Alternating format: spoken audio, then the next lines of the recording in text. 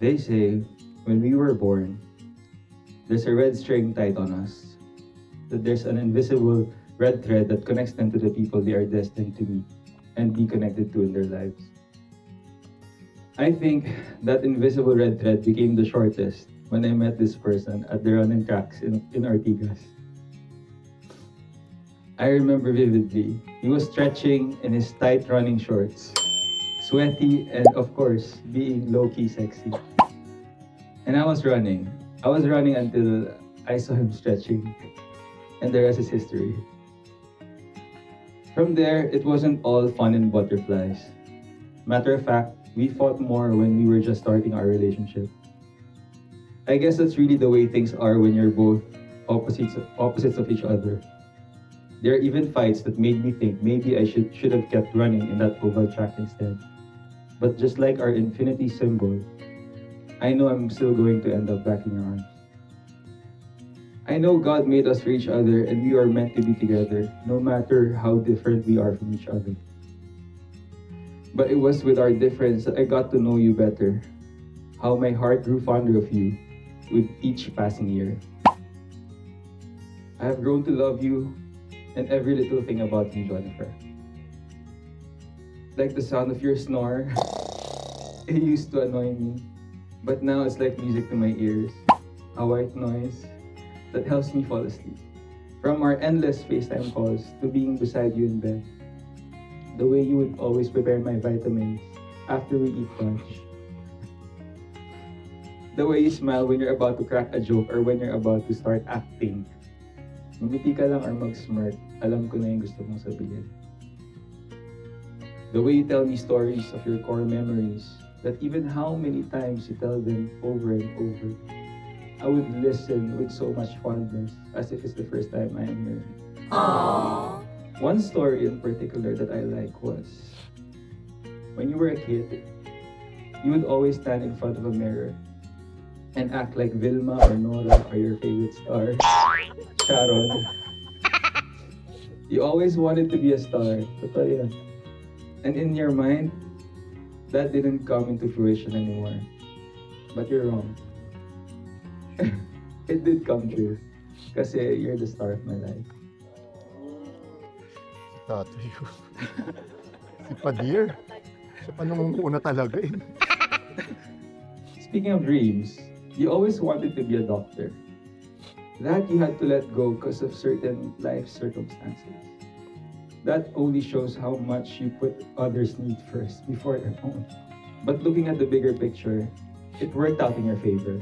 Not only are you the great provider in your family and loved ones, but now one of the best events company in the Philippines.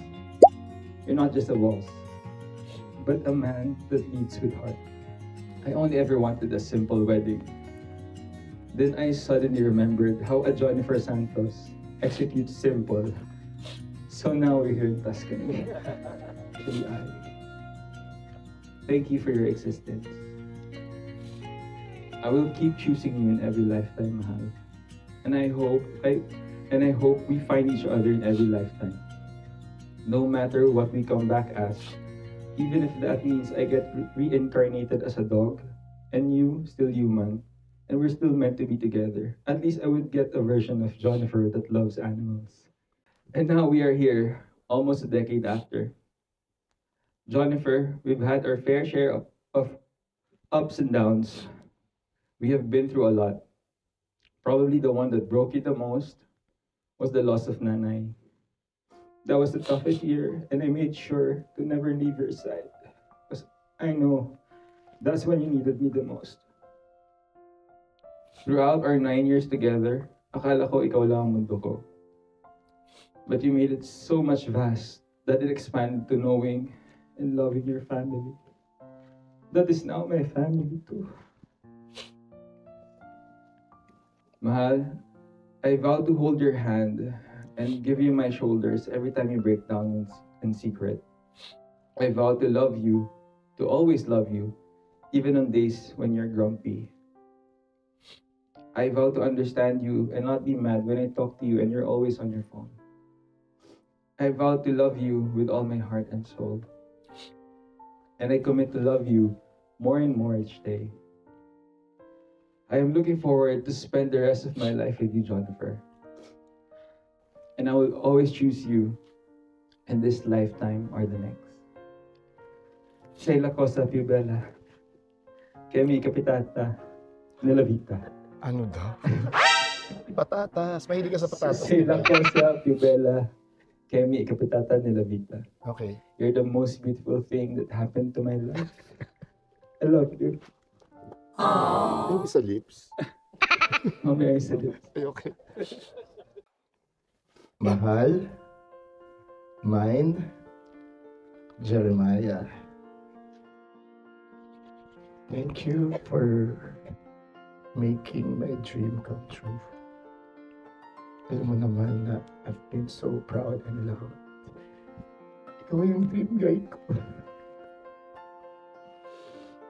Sabi ko kay Lord, bigyan mo naman ako ng sincere, mabait, ang pagmahal sa pamilya, saka mamahalin yung family ko. Kasi my family is my life. Pero si God, sobrang bait. Tinodo niya.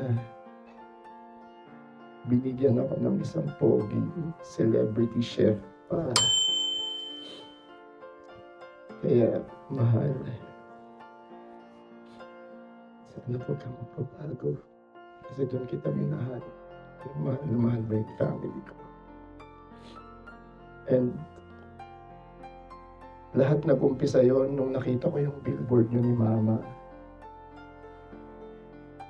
Sabi ko dun sa billboard, pag lumingon to, akin to. Hindi naman siya lumingon kasi billboard yun, di ba?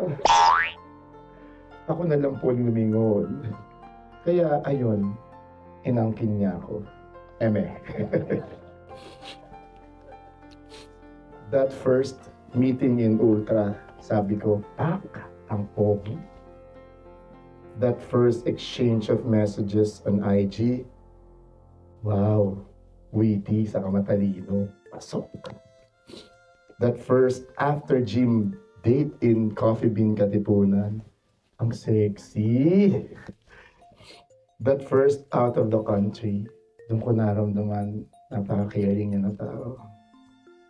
That first meeting of my family is so respectful. That first kiss in London, shut up. That first thank you, sobrang appreciative na po. That first I love you, sobrang kinilig ako. That first sorry, sobrang heartfelt. That first gift, you're so generous, mahal. Mahal, thank you. All the first, lahat ng first. Ikaw lang yung boyfriend and partner na nagbigay sa akin ng real, sincerest, and true love. And from the bottom of my heart, mahal, salamat. Mahal na mahal kita. Salamat dahil akala ko nung time na naging tayo, iiwanan ko na yung sports ko na gusto. Hindi pala, kasi sinamahan mo ko. I run, ikaw yung pacer ko. Ikaw yung bumabalanse pag sobrang grabe na yung speed sa buhay ko.